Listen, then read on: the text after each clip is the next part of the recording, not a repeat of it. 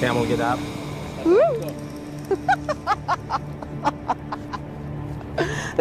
¡Qué maravilla!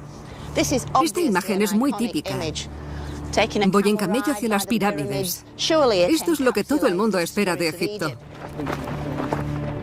Pero esta imagen es completamente errónea, porque hace 4500 años, cuando se construyeron las pirámides, aquí no había ningún camello. Ahí está la cuestión. El antiguo Egipto es fácil de reconocer, pero no de la manera adecuada. Así que voy a intentar cambiar eso. Good luck.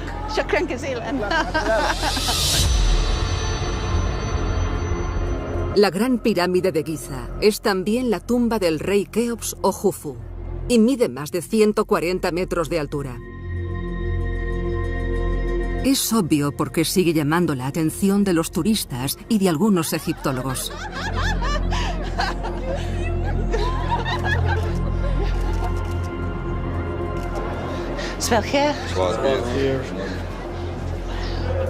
Casi no me salen las palabras.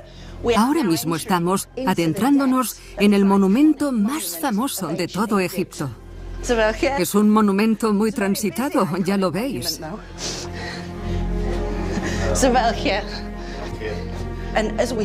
Tenemos que subir un buen trecho, lo que me parece una metáfora maravillosa sobre cómo la civilización del antiguo Egipto fue capaz de alcanzar el cenit. Venid conmigo y os enseñaré algo maravilloso. Porque las pirámides son solo la punta del iceberg.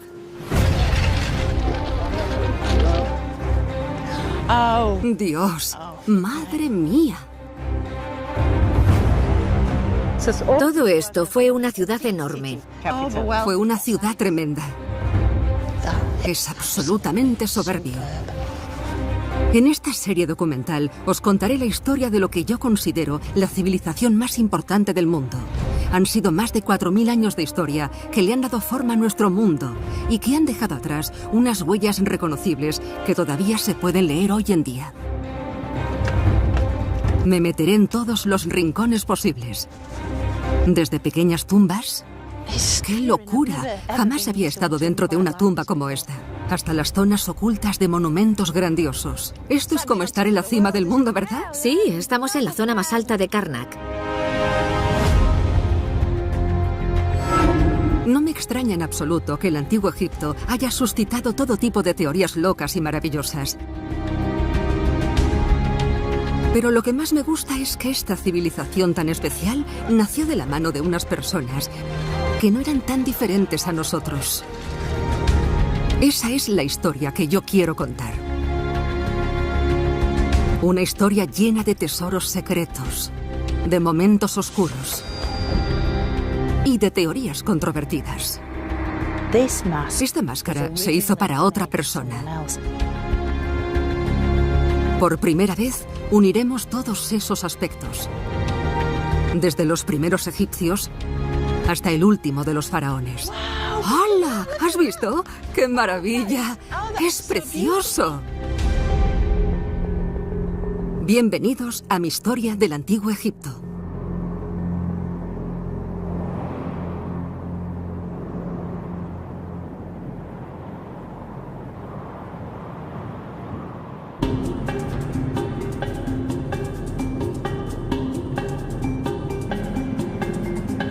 La pregunta más importante es cómo comenzó el antiguo Egipto. ¿De dónde llegaron los primeros egipcios y su extraordinaria cultura?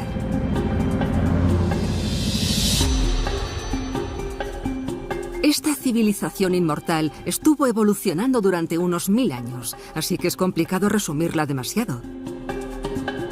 Pero eso la convierte en algo todavía más fascinante.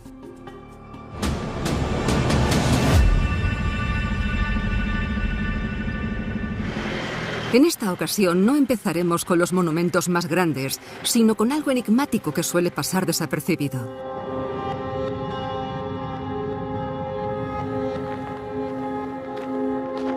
Esto es Kurta, a unos 100 kilómetros de Luxor. A menos que seáis arqueólogos, dudo mucho que hayáis escuchado hablar de esta ciudad, porque aquí no hay ningún gran templo, ni ninguna tumba real que admirar. Sin embargo, en la parte alta de las montañas hay señales de una civilización muy antigua. Vivieron aquí miles de años antes de que se construyeran las pirámides, y es donde empieza nuestra historia. Bienvenida a Curta, Joan. Muchísimas gracias por dejarme venir. Es impresionante. Supongo que es la primera vez que vienes. Sí. Al doctor Dirk Haige no se le escapa nada, y hoy quiere enseñarme una cosa muy especial. Hay poca gente que haya visto esto, porque el descubrimiento es bastante reciente. Estas figuras talladas en la piedra nos revelan la sorprendente historia de cómo empezó la civilización egipcia. Es una galería pictórica de hace más de 19.000 años. Y tiene hasta su propio hipopótamo. Cuerpo liso, rabito corto, patas gruesas, barriga, patas delanteras y hasta la boca. Parece que el hipopótamo esté sonriendo, pero bueno, eso les pasa a todos los hipopótamos. Sin embargo, hay otro tipo de animal que es mucho más común aquí. Sí, eso de ahí es ganado. No, lo que estas imágenes representan son animales salvajes, los uros. Son imágenes tan potentes que parece que se muevan y todo. Es como si vinieran hacia nosotros, ¿verdad? Los uros son los ancestros de las vacas domésticas. Y hace 20.000 años eran también el alimento principal de los humanos. El 50% de su dieta era carne de uro. Así que eran auténticos expertos en representar a estos animales. Solemos encontrar estas cosas en zonas altas muy prominentes, desde las que seguramente tenían una panorámica perfecta de lo que era, en el Paleolítico, su zona de caza.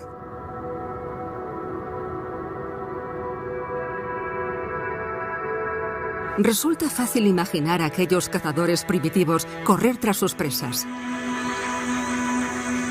Pero el terreno sería muy diferente a lo que vemos hoy porque, en aquella época, aquí había una sabana. Esto era una zona verde y muy fértil. ¿Tenemos alguna pista de por qué se tallaron estas imágenes precisamente aquí? Podemos suponerlo, Joan, pero no lo sabemos a ciencia cierta. Seguramente querrían influir en la caza. Es posible que fuesen parte de una especie de ritual mágico para la caza.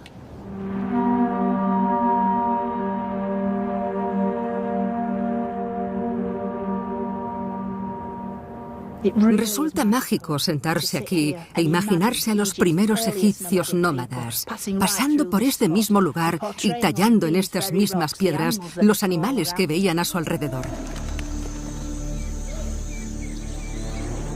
Poco a poco empezaron a aparecer también tallados personas y barcos, por lo que los dibujos pasaron a ser más elaborados. Pero estas figuras talladas no eran más que el principio de lo que todavía estaba por venir.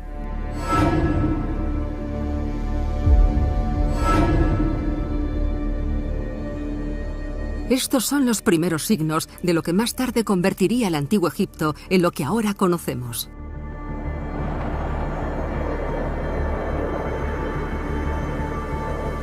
En cuanto al terreno, también evolucionó de manera drástica.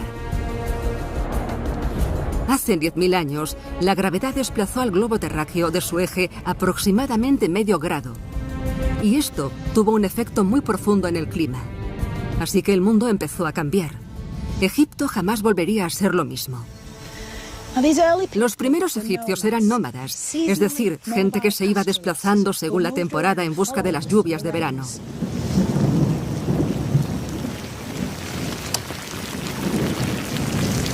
Esas lluvias eran de vital importancia para ellos, ya que permitían que crecieran las plantas con las que se alimentaban los animales de los que ellos dependían.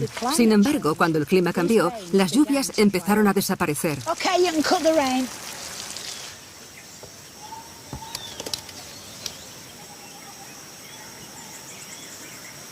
La disminución de las lluvias hizo que la gente y los animales se desplazasen más hacia los lagos que se formaban durante las temporadas de lluvia. Una de esas zonas era Napta Playa, a unos 100 kilómetros al suroeste de Asuán. Aquí los antiguos nómadas comenzaron a establecerse en comunidades, pero seguían dependiendo de las lluvias de verano y necesitaban predecir cuándo llegarían.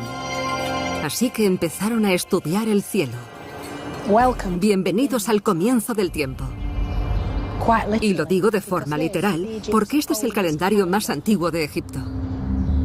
Tienen unos 7000 años de antigüedad y estas piedras situadas en Napta Playa son la primera prueba de cómo los meteorólogos egipcios se convirtieron en astrónomos.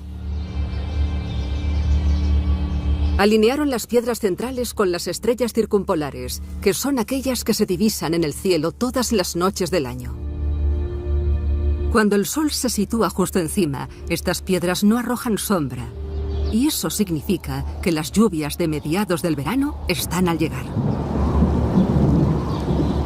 Por lo tanto, los animales pueden beber, las plantas siguen creciendo y el ciclo vuelve a completarse un año más. En cierto modo, este círculo representaba la solución al tremendo problema de la supervivencia. Pero los egipcios fueron todavía un paso más allá.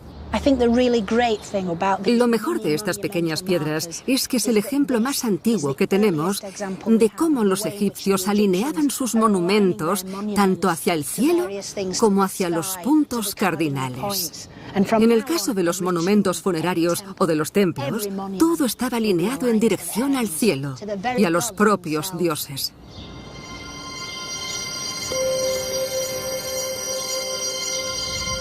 Si las estrellas y la lluvia estaban tan relacionadas entre sí, es posible que este mundo y que el siguiente fuesen exactamente lo mismo.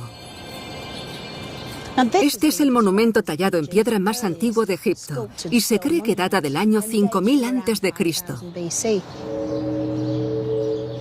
Este trozo de roca procede de un enclave situado a 1,5 kilómetros de donde se descubrió. Esto nos indica que se trataba de una comunidad en la que la gente trabajaba codo con codo para conseguir un objetivo común. En este caso, la roca estaba en un lugar concreto en el que se le dio la forma que tiene ahora. Es posible que algunos no lo veáis, pero hay quien cree que esta roca tiene forma de vaca, con esa parte de atrás larga y una cabeza muy bien definida. Las vacas eran un animal muy importante en la vida de estas personas. De ellas sacaban carne, leche e incluso sangre. Es decir, todas aquellas cosas que les daban las proteínas necesarias para sobrevivir. Y tan importante eran las vacas para ellos que decidieron llevárselas al más allá para que siguieran proporcionándoles cosas a un nivel espiritual. Ese fue el principio de la diosa Hathor, la diosa vaca. Es posible que Hathor naciese por ser fuente de leche y carne, pero al final acabaron queriéndola e idolatrándola millones de egipcios. Representaba el amor, la alegría, la belleza y la maternidad. Y aunque su imagen fue cambiando para pasar de ser un simple animal de la vida cotidiana a una mujer con orejas de vaca, suponemos que esta fue la primera encarnación de la diosa. Pero Hathor no es más que una de las muchísimas divinidades que existían, ya que los egipcios siempre querían más. A lo largo de los siglos siguieron surgiendo cientos, si no miles de deidades, cada una con unos poderes y una apariencia muy concretos. Algunos tenían forma humana y otros tenían cabeza de animal. Podían ser hombres, mujeres e incluso seres andróginos. Pocos aspectos de la vida cotidiana se quedaron sin su propia divinidad. Ya sabemos que al principio sus dioses tenían el aspecto de todo aquello que les resultaba familiar, ya fueran elementos de la naturaleza o animales. Pero con el tiempo, los animales, las formas, su aspecto y sus características acabaron convirtiéndose en algo mucho más divino. Cada uno de ellos tenía una cualidad diferente. El carnero, por ejemplo, ayudaba en cuestiones de reproducción. Y la vaca se relacionaba con los instintos maternos de la alimentación. Pero también había otro tipo de criaturas muy diferentes, unas criaturas peligrosas que vivían en las fronteras del mundo egipcio. Leones, cocodrilos, chacales. Pero la cuestión no era solo encontrar a la divinidad adecuada, sino poder controlar el poder que cada uno tenía. La diosa Sekhmet era una leona feroz que traía la muerte a los humanos. Así que los egipcios decidieron convertirla en una deidad para poder controlar sus poderes destructivos. Pensaban que adorando a Sekhmet conseguirían convertirla en una diosa bondadosa. En el fondo, lo que los egipcios querían era poder controlar la naturaleza y la forma en que les afectaba a ellos. En el fondo, la religión egipcia hizo como de pegamento para mantener unida a la sociedad de la época, ya que estaba en todos los aspectos del día a día. Su rastro quedó patente en tumbas, en templos y en todas partes. Pero hay otro elemento fundamental, sin el que el antiguo Egipto jamás habría existido.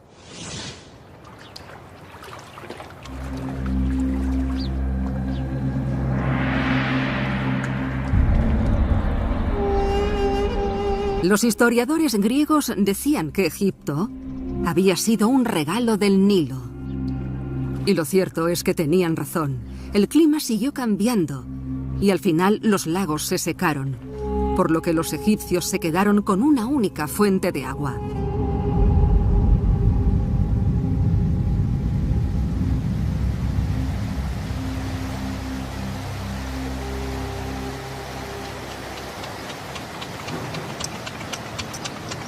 Este sitio es tremendamente especial. Está situado en la zona moderna de Sudán, pero es donde nace la fuente de vida de Egipto. Aquí confluyen dos grandes ríos, el Nilo Blanco y el Nilo Azul. En este punto se unen para formar el río más largo del mundo, que nace en el corazón de África y que desemboca en el Mediterráneo.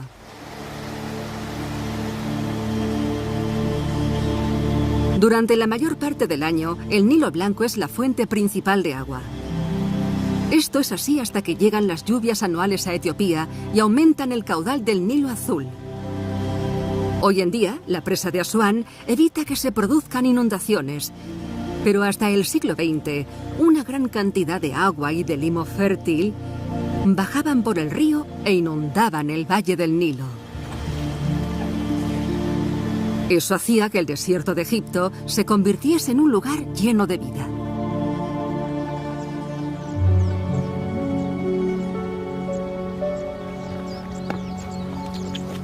Las inundaciones anuales del Nilo era el evento más importante del antiguo Egipto. Sus aguas traían los nutrientes y los minerales necesarios para enriquecer el terreno a lo largo de la orilla, lo que permitió que la agricultura floreciese. Egipto tiene la suerte de tener una de las tierras más fértiles del mundo. Aquí los agricultores pueden cultivar de todo, desde maíz, ajo o plátanos, hasta cañas de azúcar o algodón.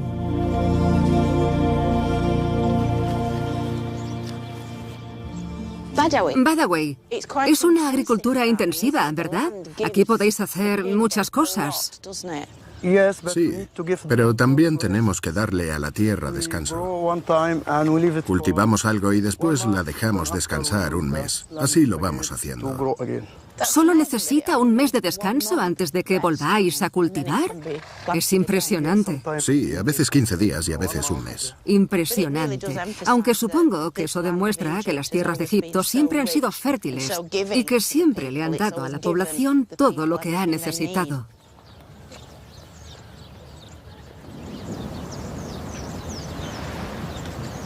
Es el Nilo el que convierte este desierto en paraíso.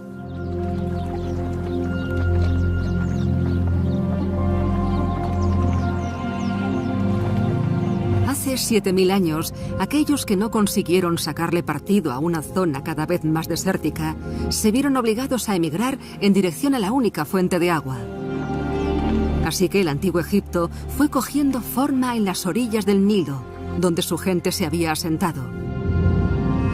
Al norte, los asentamientos se ubicaron en el delta y en el Fayum. Al sur, se situaron cerca de la ciudad de Kena. Ahí fue donde comenzó el Egipto de las dos tierras, el Bajo Egipto y el Alto Egipto, que acabaron desarrollando dos culturas completamente diferentes.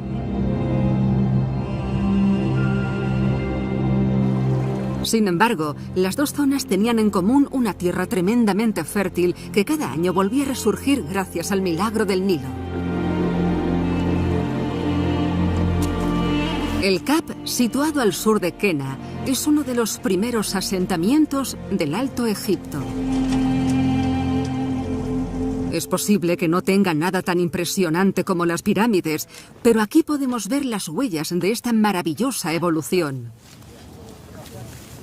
Porque aquí podemos ver cómo el estilo de vida nómada se dejó a un lado para instaurar una estructura social asentada. Y aunque fue un proceso lento y gradual, la arqueóloga Elizabeth Hart es capaz de identificar todas las etapas de esta transformación. Ten cuidado. ¡Qué pequeño es esto! Vaya, tienes muy poco espacio. Sí, pero aquí se está más fresquito. La verdad es que da gusto. En esta capa de aquí tenemos una tierra estéril, ya que en esta época aquí no vivía nadie. A partir del 4200 a.C. tenemos capas de limo que el Nilo arrastraba en cada inundación, además de arena acumulada aquí. Luego hay más limo, otra capa de arena, y aquí se ve perfectamente la siguiente capa de limo. Esto es más arena. Aquí ya tenemos una capa con restos de hogares. Esto nos indica que los humanos vivían aquí y que venían de vez en cuando al Valle del Nilo. En las siguientes capas hemos encontrado muchos trozos de recipientes e incluso herramientas hechas con piedras. Analizando un trozo de tierra tan pequeño, has descubierto cómo fue la vida de aquella gente. Durante miles de años, sí. En las primeras capas, la gente acababa de llegar al Valle del Nilo y estaban empezando con la agricultura. Las últimas capas pertenecen a la época de los faraones y del Egipto unificado. Es impresionante pensar que se dieron tantos cambios entre capa y capa. Aunque todavía estamos a varios siglos de los grandes monumentos faraónicos, observando con mucha atención ya podemos encontrar restos que nos indican cómo vivieron aquellas personas. Han sobrevivido pocas cosas, a excepción de un montón de alfarería. Sí, este es. ¿Tiene 5000 años de antigüedad? Tiene 5000 años, sí. ¿Y sigue intacto? Sí. Estos objetos nos ayudan a identificar cuándo comenzó esta sociedad a producir un excedente de alimentación. Esa transición requería de una alfarería resistente para almacenar las grandes cantidades de comida y de bebida que producían. Estos moldes para hacer pan son los objetos que se encuentran con más facilidad. Calentaban el molde, metían dentro la masa y con el calor se horneaba el pan. ¡Increíble! Hemos encontrado muchísimos de estos y aquí tenemos las jarras de cerveza. Pan y cerveza. Pan y cerveza. ¡Qué listos los egipcios! No está mal de tamaño para ser una jarra de cerveza. Aquí queda bastante claro cómo se estableció la historia egipcia de manera cronológica. Sí, sí, exacto. La cerámica es esencial para comprender cómo vivía la gente.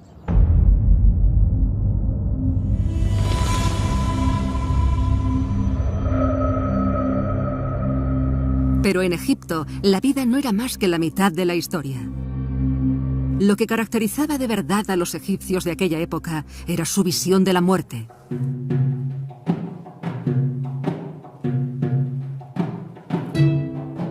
Para ellos, la muerte no era el final de la vida, sino un nuevo comienzo. Una transición que iba del mundo de los vivos al mundo de la eternidad. Esa creencia fue la que desató la práctica más misteriosa de todo el antiguo Egipto, que también es mi favorita: la momificación. Aunque los orígenes de esta tradición tan enigmática todavía no se conocen del todo, Está claro que los enterramientos de sus difuntos tuvieron mucha importancia desde el principio.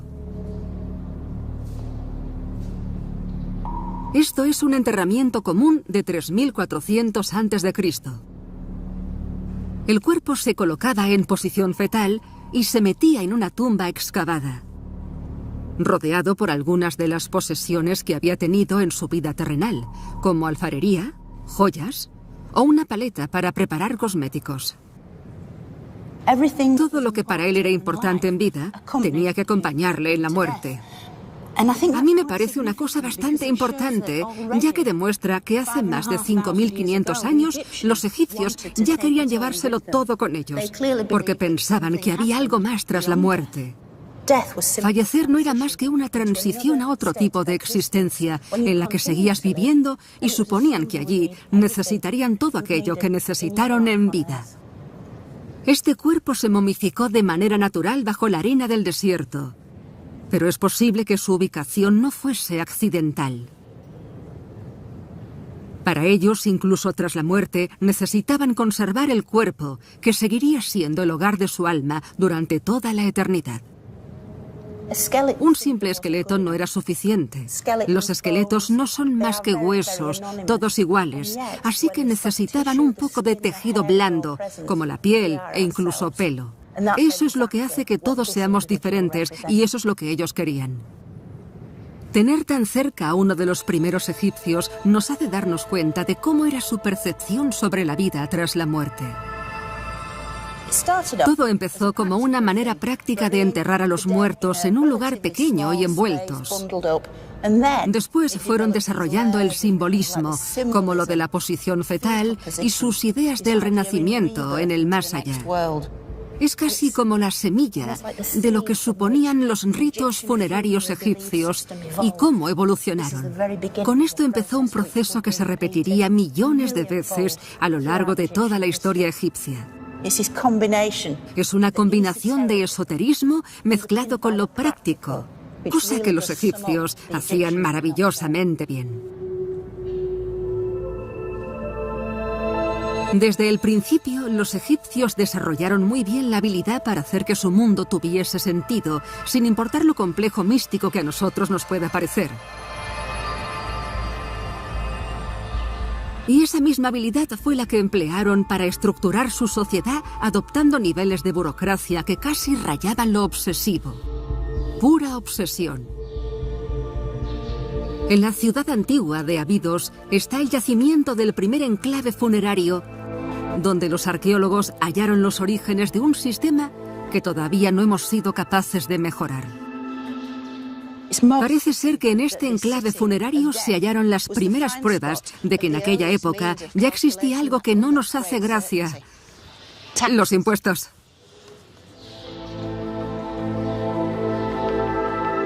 Las pruebas no son más que unas pequeñas etiquetas talladas en hueso y marfil que datan del 3250 a.C. Las originales son del tamaño de un sello, más o menos. Aquí se aprecia que todas tienen imágenes de animales, de aves o de plantas.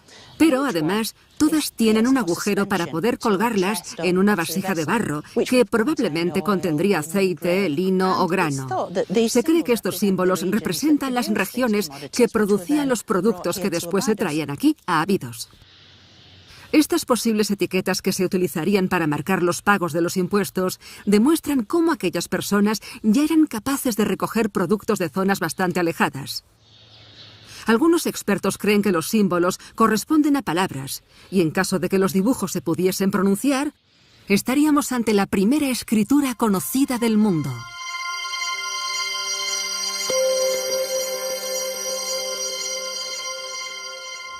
Es muy interesante que la primera escritura del mundo se inventase no para expresar sensaciones, emociones o pasiones, sino para poder calcular los impuestos que había que pagar. Estos símbolos se convirtieron en un sistema de escritura muy sofisticado, compuesto por unos signos elegantes que ahora conocemos como jeroglíficos, que significa grabados sagrados. Y estos símbolos, que representaban todos los aspectos del mundo egipcio, se tradujeron por primera vez en 1822, tras el descubrimiento de la piedra Rosetta.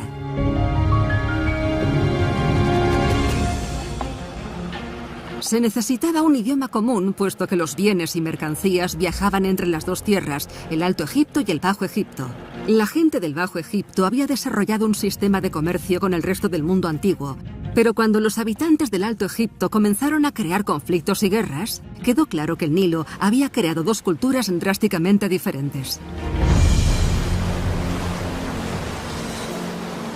Básicamente, lo único que tenían en común era un río maravilloso.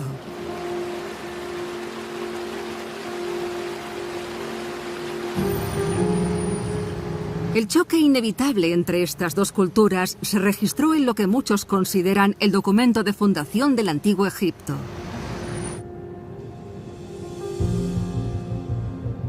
Esto es una copia de la paleta de Narmer original y tiene forma de paleta para cosméticos. Aunque a primera vista puede parecer ricamente adornada, lo que refleja en realidad es el momento en el que el rey del sur, Narmer, venció a su enemigo del norte. En cuanto esta maza cayó sobre la cabeza del enemigo del norte, acabando con su vida, el rey Narmer pasó a ser el primer rey de un Egipto unificado. Eso significa que desde ese momento el país se unió bajo el poder de un solo hombre. Él mismo se autodenominó Rey Dios y se colocó en lo más alto de la pirámide como figura central que gobernaba toda la sociedad egipcia. Todo nacía de él. En ese momento, Egipto se convirtió en el primer estado del mundo.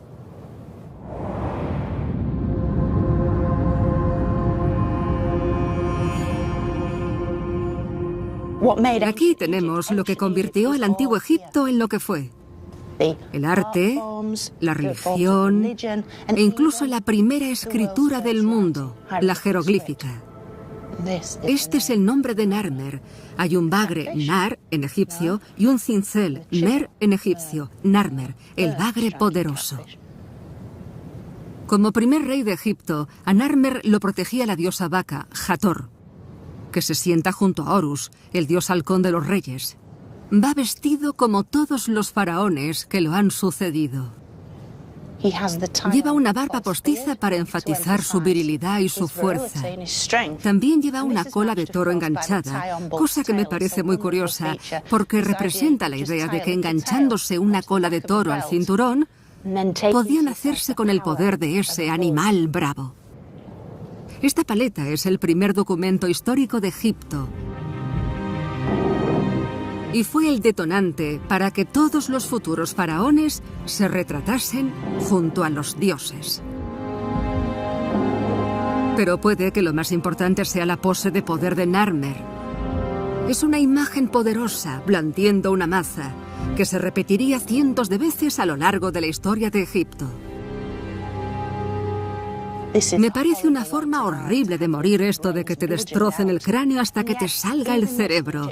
Pero los artistas egipcios fueron capaces de representarlo casi como si fuese una pose de ballet.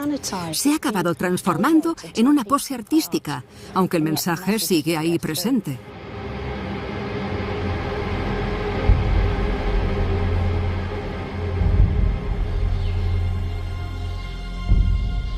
Durante los siguientes 3000 años, todos los gobernantes de Egipto intentarían relacionarse con el primer faraón de su país.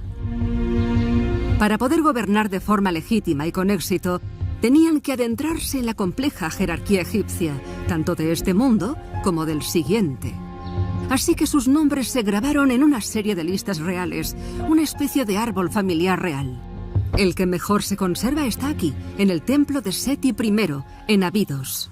Él se coloca a sí mismo aquí, junto a 75 de sus predecesores reales, hasta llegar a los comienzos de la historia egipcia con el primer rey ubicado justo aquí, el rey Narmer.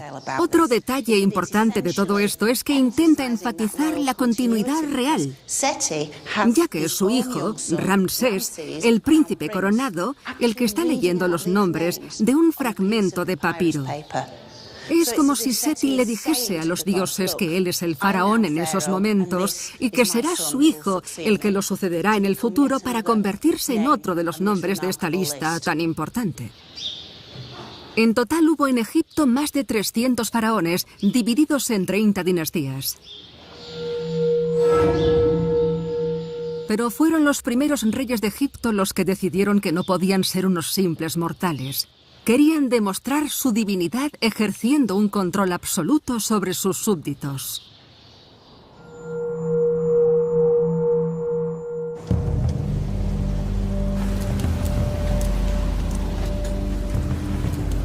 Y la prueba de esto se halló en el desierto que rodea la ciudad antigua de Abidos.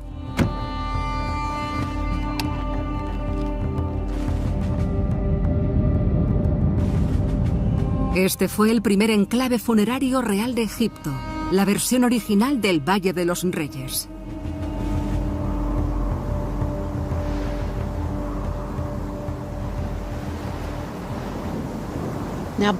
Ahora que estoy aquí, comprendo que este lugar tuviese tantísima importancia para los habitantes del antiguo Egipto.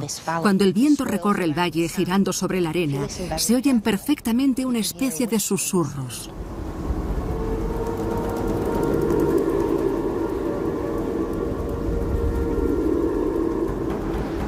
Y hubo una época en la que pensaron que esos susurros eran los de los mismísimos muertos.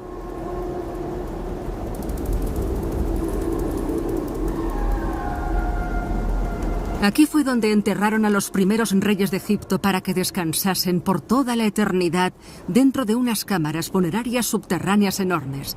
Este en concreto es el lugar en el que se enterró al tercer faraón de Egipto, el rey Dir. Y es una de las tumbas más grandes y más complejas de la primera dinastía. Se ha vuelto a cubrir de arena, pero sigue dejando claro el poder que Dir ejercía sobre todo, incluso tras su muerte. Aquí enterraron a Dir en la cámara central, pero a su alrededor hay 318 tumbas más para sus cortesanos. Y ahí no acaba la cosa. Más allá se enterró a mucha más gente. En total fueron 587 individuos los que acompañaron a este hombre al más allá. Esto ya es bastante siniestro, pero todavía hay mucho más. El hecho de que todas las tumbas se sellasen en el mismo momento nos hace pensar que todas estas personas fueron víctimas de un sacrificio ritual. Puede que muriesen apuñaladas, como indican algunas obras de arte de aquella época. Está claro que semejante poder sobre la vida y la muerte podían darle a cualquier rey el estatus de deidad.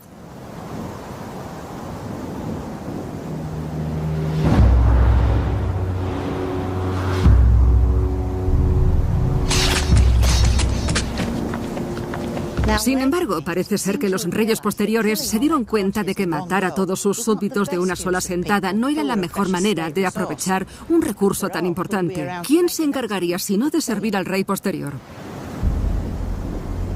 A pesar de que esta práctica sin sentido y cruel de asesinar a todos los súbditos pasó de moda pronto, dejó bastante claro que los gobernantes tenían control absoluto sobre todo. Aquí empezó la carrera hacia el mundo de las pirámides y, por ende, la del antiguo Egipto.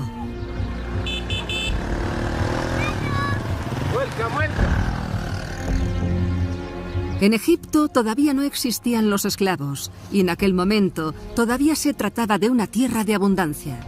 Allí todos disfrutaban de esa abundancia, tanto en la vida como en la muerte.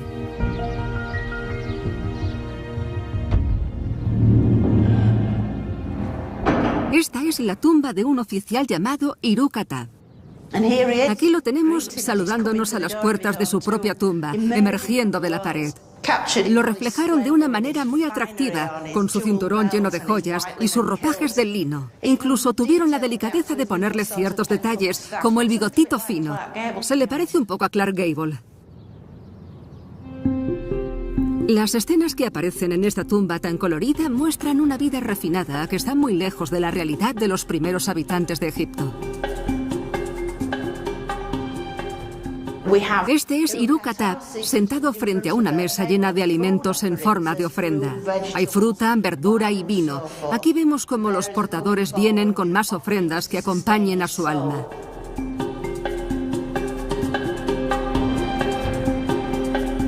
Hiru-Kata fue el matarife real, un miembro importante de la corte.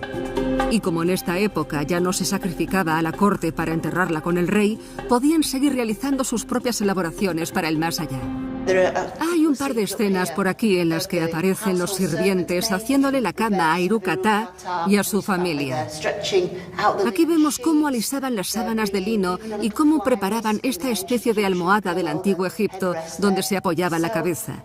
Todo esto era para que Hiru-Kata estuviese cómodo también en el más allá. La tumba de Hiru-Kata se encontraba en Saqqara, la que fue ciudad de los muertos de la primera capital de Egipto, Menfis. Pero Saqqara no fue solo el cementerio de los cortesanos, sino también de los reyes. Además, este lugar revolucionó el concepto de las tumbas reales. Anteriormente se enterraba a la gente en una zona alejada del desierto, casi como si los escondiesen. Pero aquí en Saqqara, en esta zona desértica ubicada en una zona alta, los muertos estaban prácticamente expuestos. Hasta este momento, los egipcios habían preferido enterrar a sus muertos en tumbas y templos hechos con materiales orgánicos, como hacían sus casas. Utilizaban ladrillos de barro, madera y juncos, por lo que apenas duraban unos años.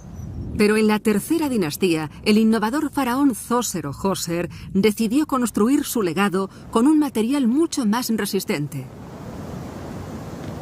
Su tumba se construyó con piedra para que permaneciese intacta durante toda la eternidad.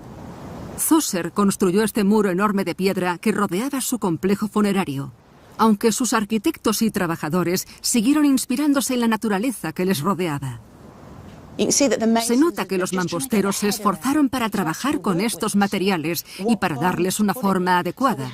Aquí tenemos el primer conjunto de columnas que forman una sala hipóstila y se ve claramente que se les dio forma de grupos de juncos, puede que con la intención de imitar el palacio de Djoser en la zona baja del Nilo. Sin embargo, este lugar está dedicado al descanso eterno y había que construirlo con algo muy resistente como la piedra.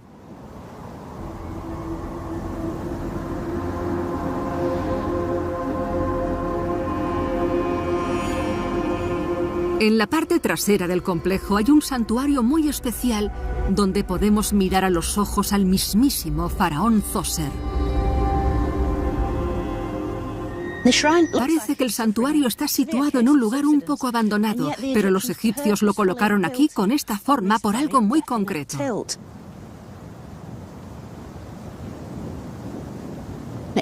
Hoy en día, los turistas pueden asomarse a estos dos agujeros para ver a Djoser. Pero Djoser no quiere verlos a ellos, sino más allá. Está ubicado mirando al norte, a las estrellas del norte, a las que los egipcios llamaban las inmortales. Al morir, Djoser podría levantarse y emerger hacia las estrellas. Así él también sería inmortal y jamás moriría del todo.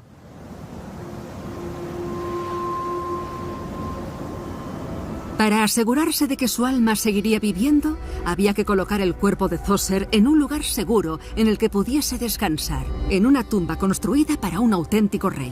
La mayoría de las tumbas tenían encima un edificio muy sencillo al que se llamaba mastaba, que significa banco. Pero Djoser hizo algo mucho más radical. Djoser quería impresionar a todo el mundo con su monumento funerario, así que construyó encima de su tumba un edificio con un piso más. Es posible que le gustase el resultado, así que decidió ponerle un tercer piso, un cuarto piso, un quinto piso y un sexto piso. Para cuando quisieron darse cuenta de lo que había hecho, el monumento funerario ya era la primera pirámide de Egipto. La pirámide escalonada mide más de 60 metros de alto y domina todo el paisaje de Saqqara.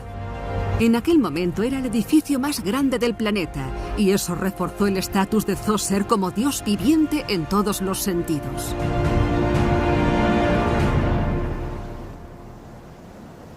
Se aseguró de hacerse un hueco en la historia egipcia, ya que mucha gente de la época vino a este lugar para disfrutar de esta maravilla. Zoser hizo algo completamente novedoso y al mismo tiempo creó la principal atracción turística de Egipto. Si queréis ver las pruebas, acompañadme. Aquí tenemos algo que muchos turistas siguen dejando por ahí. Un escrito dando su opinión. Esto es un escrito original realizado a mano de dos visitantes antiguos del año 1300 a.C. A ellos les impresionó tanto lo que vieron que describieron la pirámide de Zoser como si fuese el cielo y casi insinuaron que el faraón había sido el inventor de la piedra.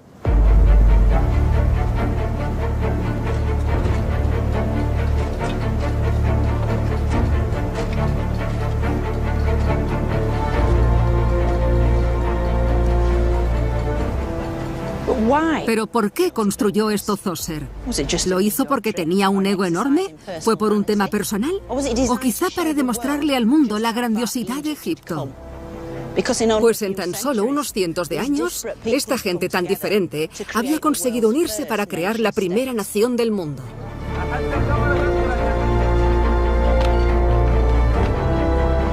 Egipto se convirtió entonces en un reino imparable. Una nación unificada tanto política como culturalmente bajo el mandato de un solo gobernante cuya autoridad no tenía límites. Y si el rey por fin podía tener su inmortalidad, los hombres que diseñaron y construyeron la pirámide de Zoser se hicieron mucho más famosos de lo que el faraón hubiese querido.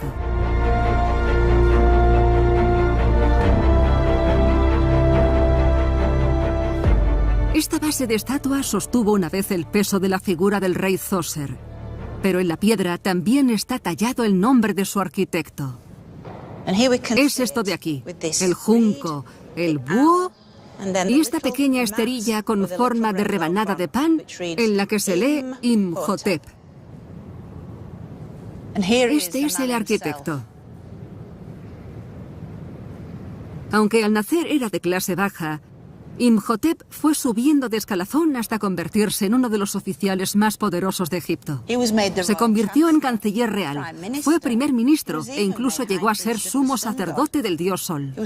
Fue el hombre de baja posición que más alto llegó, porque se ganó una buena reputación como académico y como médico. Fue uno de los hombres más famosos de Egipto y al final lo convirtieron en dios. Imhotep representa la posibilidad de subir en el escalafón social, cosa que era factible en Egipto gracias a su sociedad única en el mundo.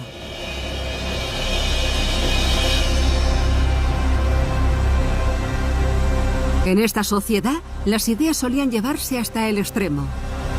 Egipto, con más de 1,5 millones de habitantes unidos bajo la creencia absoluta del poder de su rey y bajo la certeza de que existía la vida después de la muerte, llegó a su época más ambiciosa. La época de las pirámides.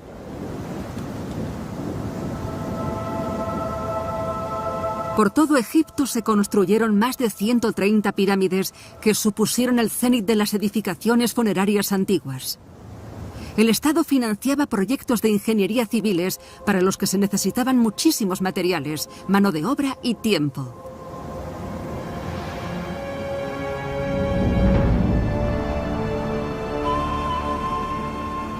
La mayor de todas ellas fue la gran pirámide del faraón Keops o Jufu, y que estuvo en construcción durante más de 20 años.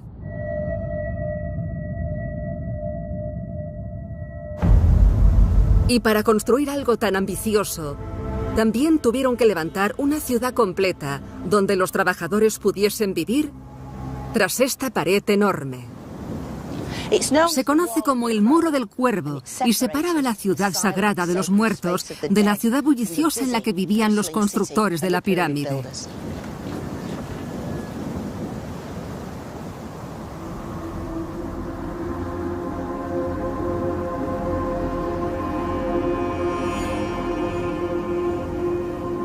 Este terreno de 5 hectáreas albergó talleres, panaderías, tiendas de herramientas e incluso una zona de procesado del pescado. Era una comunidad integrada y autosuficiente de más de 8.000 personas, en la que había incluso centro de cuidados médicos.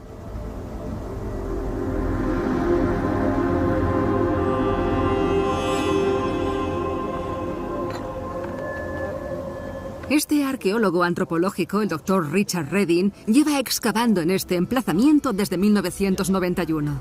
Aquí había un taller enorme, una especie de zona industrial muy grande en la que siempre había mucha actividad. Aquí harían probablemente estatuas de granito o incluso columnas. Hemos encontrado herramientas para pulir el granito y herramientas para tallarlo también. Estaba muy bien planificado. Había 3 calles, la del norte, la principal y esta en la que estamos, que era la del sur. Ahora mismo estamos en la calle principal. Vamos caminando por la calle principal. Los trabajadores de la pirámide vivían hacinados en barracones de 2 plantas. Al entrar, lo primero que se encontraban era una habitación muy larga, oscura y estrecha. Ahí dormían.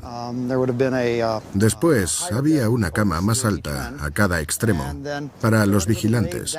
Probablemente dormían con la cabeza en esa dirección o en la otra. Mira, así.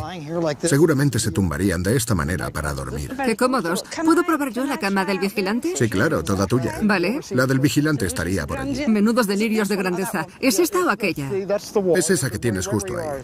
Vale, genial, pues me voy a sentar. Sí, la cama del vigilante está enterrada bajo varios centímetros de arena y el suelo bajo medio metro aproximadamente. ¡Qué agradable es esta! Sí. ¿Desde aquí te puedo vigilar bien? Claro, me ves perfectamente. Si me levantara por la noche e intentara irme a algún lugar, me verías. Aquí los trabajadores tenían todo lo necesario. El equipo ha recabado pruebas que demuestran que los trabajadores consumían 74 reses y 257 cabras y ovejas cada semana. Esta zona de corral serviría para guardar el ganado semanal hasta que llegase la siguiente tanda desde las praderas de Egipto. Suponemos que recibirían puntualmente el ganado, que vendría directamente desde Kom el Gisen o desde el delta hasta esta zona. Parece que era una máquina bien engrasada. Se nota que los egipcios eran eficientes a la hora de obtener alimento o de llevar a la gente que les interesaba al lugar indicado. Sí. Es brillante. Pero no solo pasaba con la comida, sino con todo. Había gente que se dedicaba a hacer herramientas. Traían hasta aquí piedras de la zona de Asuán y de otras zonas, además de muchas otras cosas. Eran trabajadores del gobierno y recibían todo lo necesario de los gobernantes. En muchos aspectos, este asentamiento es una especie de microcosmos egipcio. Tenían una estructura social altamente jerarquizada, trabajos especializados y mano de obra a montones. Es difícil creer que en tan poco tiempo Egipto hubiese cambiado tanto. Pasaron de una vida sencilla de subsistencia a ser un estado unificado que era capaz de proporcionar todo lo necesario a sus trabajadores.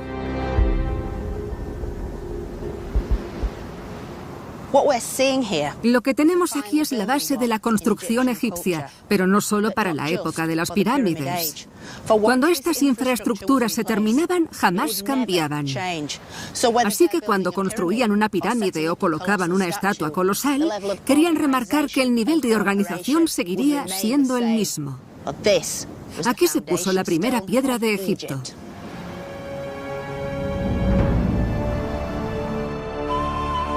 Las pirámides son una demostración eterna de lo poderoso que fue Egipto.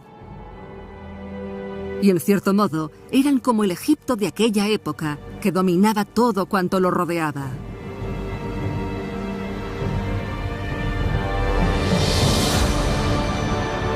En Giza hay otro monumento que domina todo el terreno, la Gran Pirámide.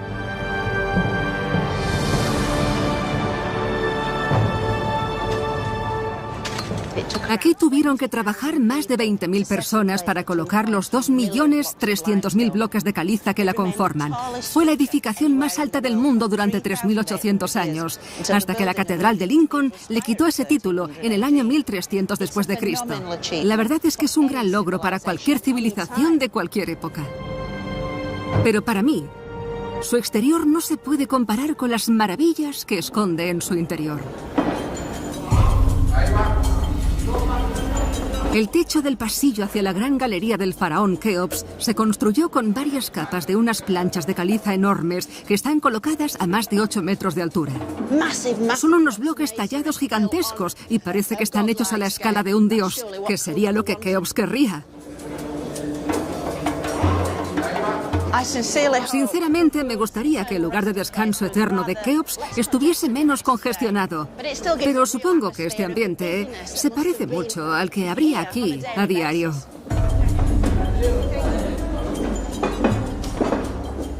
Había hombres levantando bloques de caliza a varios metros de altura.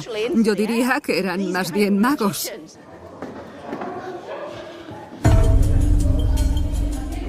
Mirad lo maravillosamente bien colocados que están. Menuda perfección. Desafío a cualquier arquitecto moderno a copiar este trabajo utilizando las herramientas que aquella gente tenía a su disposición.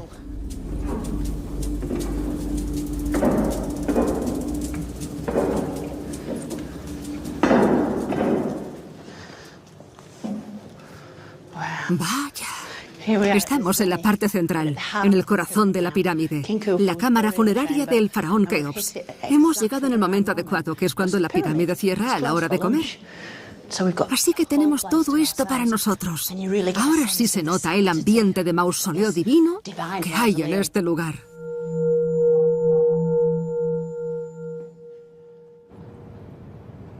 Las paredes y el techo de la cámara funeraria están completamente cubiertos de granito. Fue aquí donde el cuerpo del rey Keops aguardó una vez listo para su viaje final hacia la vida eterna.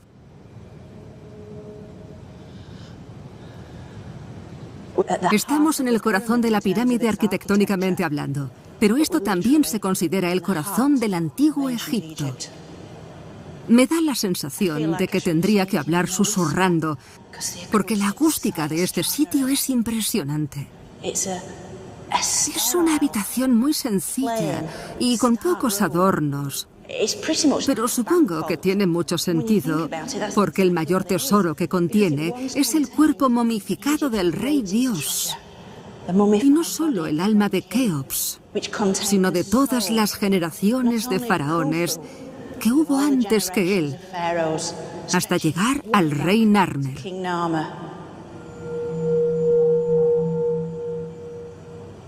Olvidaos de las joyas y del oro. El auténtico tesoro de Egipto estaba aquí dentro. Es la primera vez que puedo estar aquí sin un montón de gente a mi alrededor. Así que, por primera vez, el eco provocado por mi voz me lleva inmediatamente a un momento de hace 4.500 años, cuando tuvo lugar el funeral, y a las palabras que seguramente pronunciaría el sacerdote para que el alma del rey Dios resucitase. Es casi milagroso. Este sitio es tan espectacular que afecta a todos los sentidos, pero sobre todo a la vista y al oído. No hay palabras para describirlo. Así que será mejor que me calle.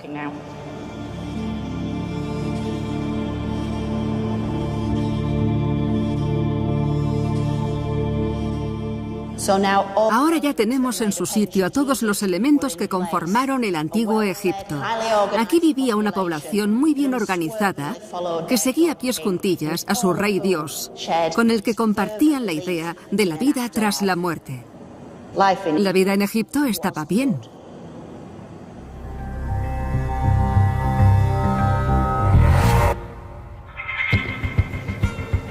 Pero claro, lo bueno siempre dura poco. Una crisis económica y una hambruna hicieron que cundiera el caos en Egipto. El antiguo Egipto comenzó a sufrir. Cuando el poder del faraón empezó a disminuir, los señores de la guerra de la zona empezaron a desvalijar sus lugares más sagrados. Se avecinaba la época más oscura de Egipto. Está claro que aquí reside la mismísima muerte.